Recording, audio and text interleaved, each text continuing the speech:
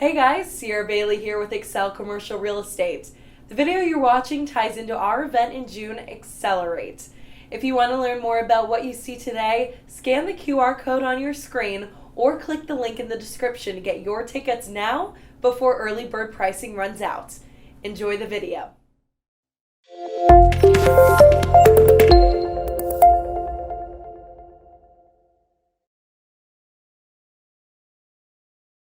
What are your some of your favorite segments outside of multifamily that you like?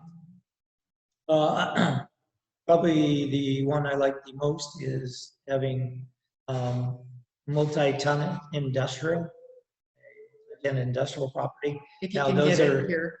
I was just gonna say, those are pretty difficult to find right now, but that's a very good investment um, when you're talking about risk is because those, so you can find a nice, what we call that industrial multi-tenant where you have 5 or 6 tenants that may have 25 to 5,000, square feet. Those tenants are going to be tenants that are not afraid to sign a 5 and a 10-year lease. So they're signing long-term leases. They're the kinds of companies that aren't going to be here one day and the next day they're gone, right? They're good, stable companies, so you don't have to worry about usually trying to figure out whether they're going to pay rent or not. And those are just real strong. And when it comes to financing, the banks and lenders love those type of properties because they know the tenants are going to be very strong. So as a landlord, it's a great property to own because you know your tenants are strong. You have very little risk because of the fact that they are going to be strong at paying.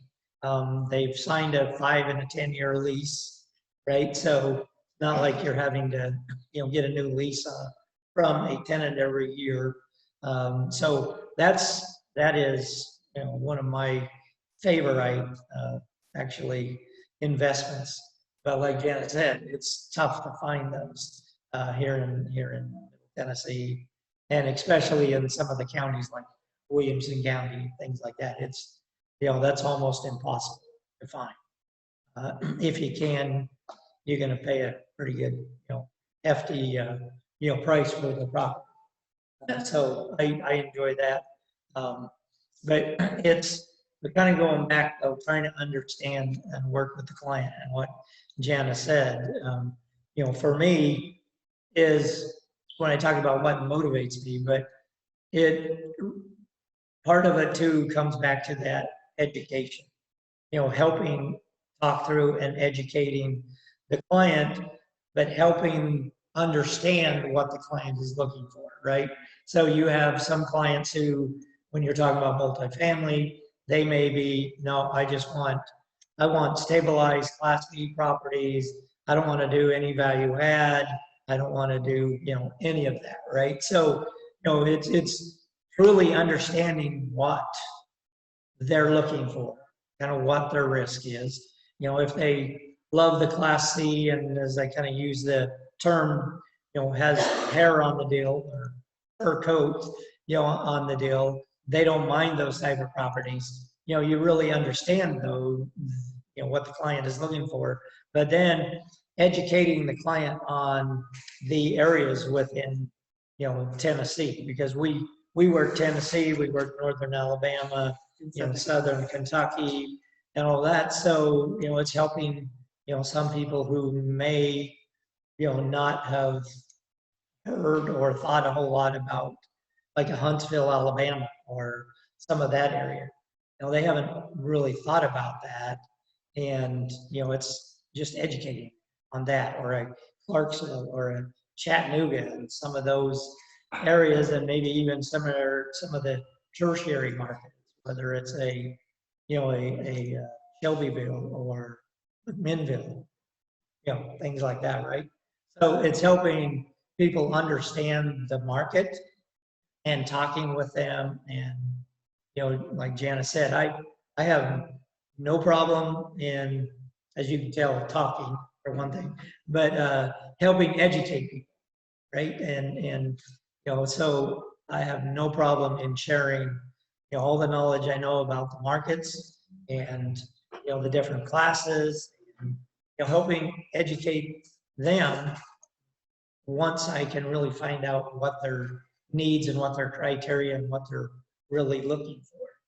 You know, and I know, you know, and I hear this, and this is not a pat on the back, but I hear a lot from clients who say, you know what, you're one of the few who have taken the time, you know, and they're like, man, this is the first time I've ever spoken to you. I was referred to you, and, you know, we're like 45 minutes into a conversation, right? And they're like, wow, we really appreciate you taking the time to help, right? And so to me, again, that's part of what, you know, motivates me, what I enjoy about commercial real estate is, you know, if you're going to spend the kind of money you're going to spend on properties, you know, then it's my job to help educate you, guide you through that, you know, and you know, be there, basically holding your hand through the, you know, the process. And all this time, I thought it was just because you could work with me. I thought that was the whole thing. Oh, I forgot about that one. That You told me to say that. That's what I forgot. Actually, that's probably that. I'm joking, but not really joking. That's the one. It's pretty wonderful.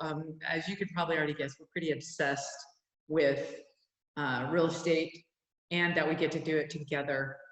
And our kids are grown, so we have the luxury of having a life that is pretty imbalanced. And I say that in a good way, because somebody was saying about this whole work-life balance thing, and I'm like, I didn't quite really know how to respond to them, because I was like, well, I love what I do so much, and I get to do it with my husband, and we spend, you know, I don't know, probably 80% of the day together and doing what we both love, and we're both workaholics.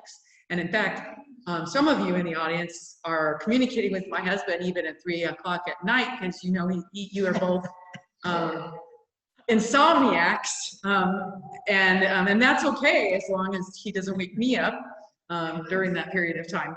But we are that gives us the flexibility. He doesn't have to apologize about showing property when somebody comes in, because he knows that I already get it. And so that's a really awesome aspect for us to be able to work together. I'm going to kind of throw you a curveball here. What's your least favorite aspect? Don't say working with you. That at this point, I've already sort of, you know. What's my least favorite? Yeah, what's your least favorite? Man. The week before close. Yeah. Usually. But I say maybe, yeah. Because he will fret for your deal, and I'm not making that up. If you know, if when millions of dollars are on the line, he will walk on broken glass. And and I've watched him do it. So, and he's still got the bloody scars for some of you who are in this room to prove it. But yeah, would you say that's probably? Probably, yeah. Yeah, because they're not but it's kind of goes back to what you said. There's not a whole lot about, you know, commercial real estate that I don't like. Yeah. And a lot of what we've spoken about tonight, or talked about, are things that we have tried to basically share with those that are on our team. You know, part of the Accel Group is, you know, we have this whole list of attributes. You know, a lot of what we've talked about, you know, helping educate and you know, really working with clients, understand what their needs are and all that. A lot of those are attributes that are part of, you know, being on our team, and I think that's what you get with the Accel team. Yeah. Yeah. So, what would for 3 things? What would be your 3 words of advice for your first-time investor, your mid-range investor, and for your savvy investor? I think I know what you're going to say, but we just had another learning series on the one, I think for the 3rd one, I think you might want touch on Cost cost, segregation. yeah. But let's start with the first-time investor. Maybe what's your advice to somebody to be able to qualify for and be bankable? What is your definition of that? And what would be your first bit of advice? Bankable depends on, yeah. But so I don't want to put words in your mouth. What's No, your so one? what's- What's your what would you? as far as bankable depends on, the client, right? Whether they're going to go conventional or whether they want to go, do agency debt. Or owner Right. financing. Yeah, or, well, yeah, if you can find that, that's almost. Any client out here, they would love to find something with owner financing, right? From there, that would be awesome. From there, but no, So first-time investors, besides buying as many units as possible, what would be your other advice? well, I think the biggest thing I like to share with them is, or show them, is help them where they are now. See the vision? And see the vision of, 5, 10 years, 15 years from now, right? Okay. Because you can get from 0 to 5, in 5 years, you can gather yourself Quite an asset list. a nice little portfolio in 5 years, right? And so, helping them see the vision that 5, 10 years, Okay, and what that's good. what it can do for them. So the So- mid experienced investor, the person who is already at that 5 years and now what would be your advice?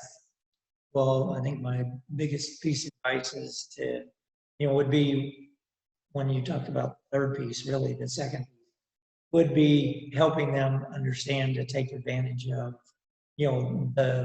what is out there, right? So, and what I mean by what is out there is, a lot of folks, and when you're talking to even new clients or first time, clients buying their first, say 20 units or 30 units or something like this, is make sure you have a good property manager, right? So we have one in the audience here today, and my opinion is your property manager is going to make you or break you on your multifamily property, right? So whether it's multifamily or even other commercial properties, is to make sure you get a property manager that is in sync with what your goal of that property is, right? So for in the multifamily world,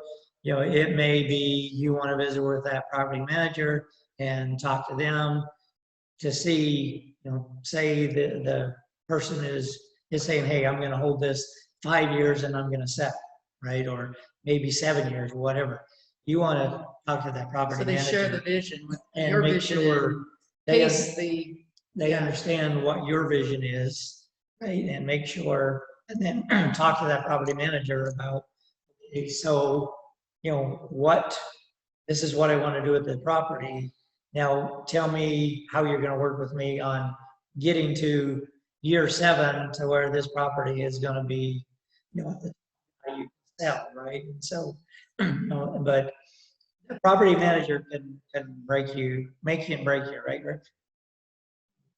Yeah. So. And then just talk really briefly, because we've got another recording that we're going to have on YouTube for the third item, just cost segregation. Yeah. So my comment on cost segregation is for those that may be listening to this recording, zooming in, and those that are here. My one piece of advice is make sure you truly understand what cost segregation can do for you. And the specific right? timing of it. And, because of the tax savings that can help you with. And I guess my thing is I have been real shocked of how many, investors that may be seasoned or, have invested for a number of years, don't understand what cost segregation is and what it can do for them. Thanks for watching this video. If you like what you see, be sure to follow our Generational Wealth Learning series.